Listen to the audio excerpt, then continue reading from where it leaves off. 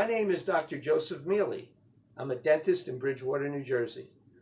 One of my passions is treating young children ages 6 to 10 that come to my office with front teeth that are coming in crowded, rotated, or even bucked due to small jaws and large teeth.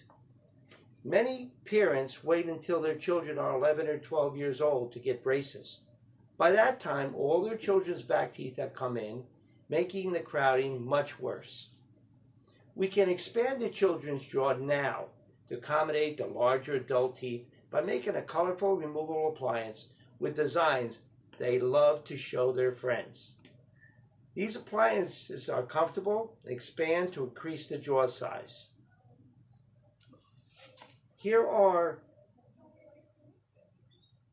before and after models of a patient that was treated at age 7.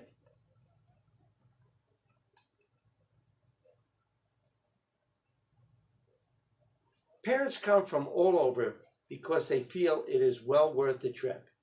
For additional information, please visit my website at www.meledds.com. I invite you to contact my office for a complimentary meet and greet or a dental examination for your child. I can answer any questions you may have at that time. Have a great day.